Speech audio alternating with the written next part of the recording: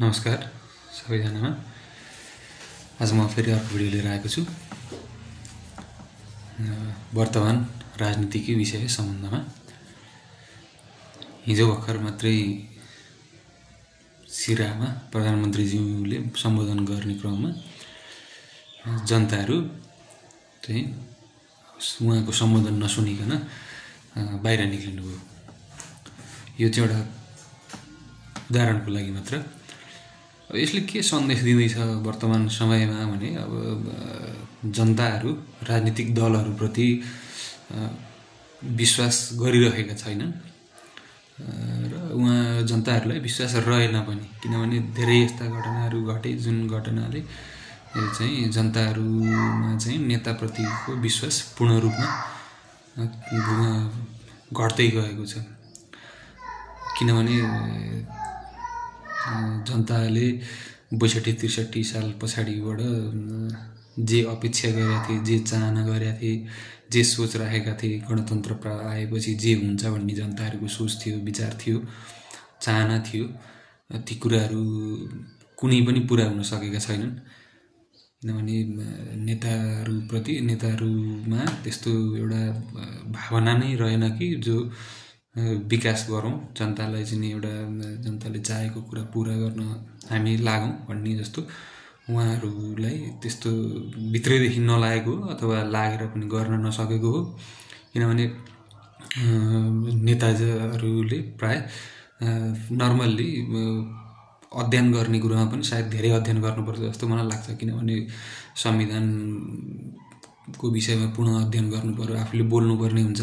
अब सबैले त अध्ययन गर्नु होला नगर्नु होला, तर धेरैले गर्नु होला भन्ने मेरो बुझाइ छ।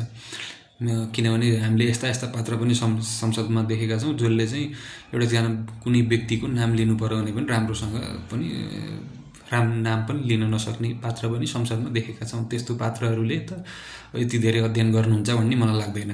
किनभने उहाँहरू अध्ययन गर्नुहुन्थ्यो भने नाम त कमसेकम नाम चाहिँ एउटा अलिकति अध्ययन गरेर आफूले बोल्नुपर्ने विषयमा चाहिँ जानकार भएर जानुहुन्थ्यो होला। त्यसो हुँदाखेरि मैले जोड्न खोजेँ के भने चाहिँ तपाईँको मलाई एउटा ठ्याक्कै यसैसँग एउटा भनाइ पनि याद आइहाल्यो। शेरनीले एउटा बच्चा जन्माए पनि ऊ शेरनी नै रहन्छे, तर गधिनीले चाहिँ 10-12वटा बच्चा जन्माएर पनि उसको काम चाहिँ बच्चाको टाला धोएर बस्ने नि जस्तो स्थिति अहिलेको गणतन्त्र भयो। किनभने जनताले खोजेका थिए एउटा शेरनी जसले चाहिँ एउटा बच्चा जन्माओस्, तर शेरकै स्वभावको चाहिँ बच्चा जन्माओस् भन्ने, तर जन्मियो चाहिँ भइदियो चाहिँ के भने गधिनीले 12वटा बच्चा पाएर स्याहार सुसार गरेर बसे जस्तो।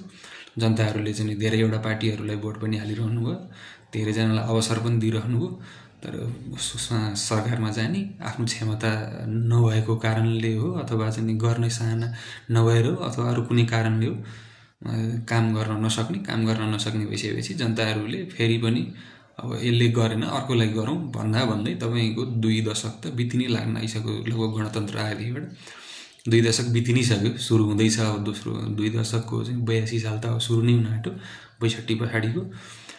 त्यसो हुँदाखेरि अब यसको समाधान चाहिँ के त भन्नेतर्फ नेताहरूले अलिकति ध्यान नदिएको कि जनताहरूलाई जसरी पनि अब हामीले जे गऱ्यौँ त्यही जनताहरूले मानिहाल्छन्। हाम्रो हातमा शासन सत्ता छँदैछ, कहिले यसकोमा कहिले उसकोमा, कहिले सत्तापक्ष कहिले विपक्ष भएर हामी चलेकै छौँ, हामीले एकले अर्कालाई जोगाएकै छौँ भने जस्तो चाहिँ माहौल वर्तमान समयमा देखिँदैछ। किनभने हिजो 52 सालतिर होला, हामी त सायद त्यतिखेर हामी जन्मेका थिएनौँ, हामीले इतिहास पढ्दाखेरि 52 सालतिर माओवादीले द्वन्द्व सुरु गरेको भन्ने सुनिन्छ। हामीले इतिहास त्यसरी पढेका जुन छौँ, त्यो हुँदाखेरि इतिहासमा 52 सालतिर त्यसलाई जुन बेला सुरुवात भएको थियो त्यही बेलामा चाहिँ सरकार पक्षले, त्यस बेला त अझ राजतन्त्र पनि थियो, राजाका सम्बन्धित व्यक्तिहरूले त्यतिखेर काङ्ग्रेस एमाले लगायत पार्टीहरू सरकारमा हुने र प्रतिपक्षमा हुने गर्थे। उनीहरूले पनि त्यसलाई गम्भीरताको साथ नलिएको कारणले गर्दाखेरि 58 सालदेखिबाट भयङ्कर ठुलो सशस्त्र विद्रोहमा गएर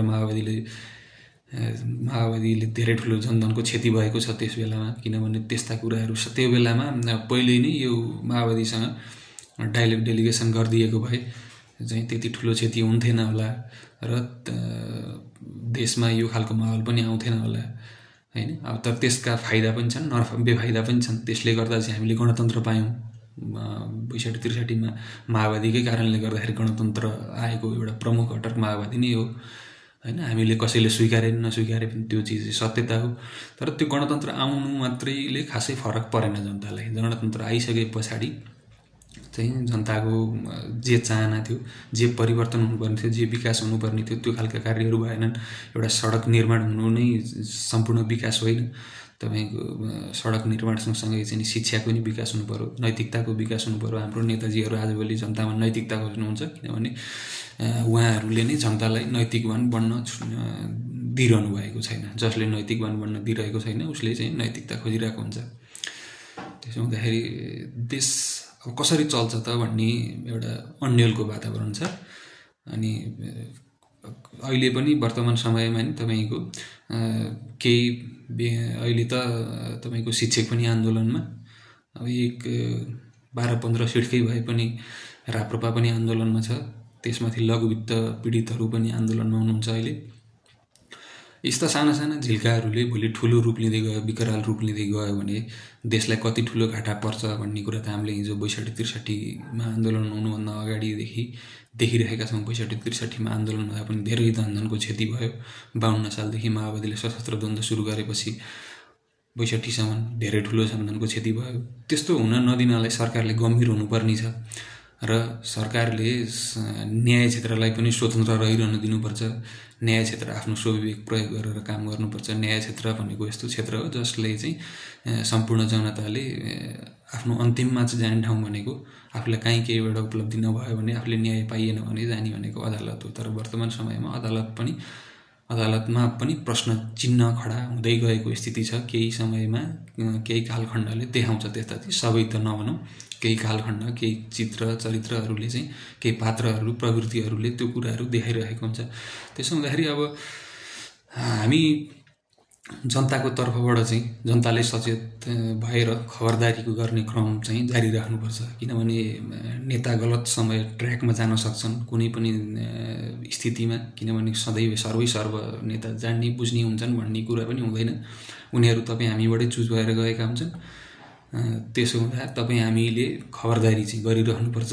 खबरदारी नै हो मात्र यो गणतान्त्रिक व्यवस्था भनेर हामीले ल्याइसकेपछि गणतान्त्रिक व्यवस्थामा खबरदारी भन्दा ठुलो कुरा त अरू केही हुँदैन। किनभने खबरदारी गरेर नै देशलाई कसैले गलत दिशातिर लाँदैछ भने उसलाई गलत दिशातिर लान नदिएर उसलाई हटाएर हुन्छ अथवा उसको विरुद्धमा केही गरेर हुन्छ, उसलाई चाहिँ उसका विरुद्धमा आवाज उठाएर उसलाई सरसल्लाह दिएर सही बाटोमा आउनलाई सुझाव दिएर हुन्छ। हरेक तरिकाले सही बाटोमा ल्याउनु पर्ने हुन्छ। त्यसो हुँदाखेरि सबैजनाले आफ्नो कर्तव्य चाहिँ पुरा गर्नुपर्छ। मैले त सुरुको भिडियोदेखि नै भन्दै आएको छु, तपाईको कर्तव्य पनि हो त्यसमाथि। तपाईँ एउटा देशको नागरिक पनि हो। तपाईँ देशको नागरिक भएको हिसाबले तपाईँले आफ्नो सांसदलाई अथवा आफ्नो आसपासको सांसदलाई अथवा आफूले चिनेको सांसदलाई अथवा चाहिँ आफ्नो क्षेत्रमा रहेको अथवा चाहिँ तपाईँले आफ्नो सर्कलभित्र रहेका साथी सङ्गति सबैलाई यो कुराको चाहिँ सुसूचित गराउनु पर्ने जरुरी हुन्छ। किनभने उहाँहरूले कतिले चाहिँ यो कुरा नबुझेको हुनसक्छ, कतिले चाहिँ यस्तै हो भन्ने जस्तो। त्यसो होइन। किनभने त्यसो हामीले यसै हो भन्यो भने हाम्रो भावी पुस्ताले नि यसै हो भन्न सक्छ। त्यसो हुँदा हामी सबैजना सचेत रहौँ, कसैको बहकाउमा लागेर केही गलत कार्य नगरौँ। आफ्नो सही डिसिजन गरेर सही कार्य गर्दै सम्पूर्ण नेतागणहरूलाई खबरदारी गर्दै अगाडि बढ्नुपर्छ भन्ने मलाई लाग्दछ। धन्यवाद।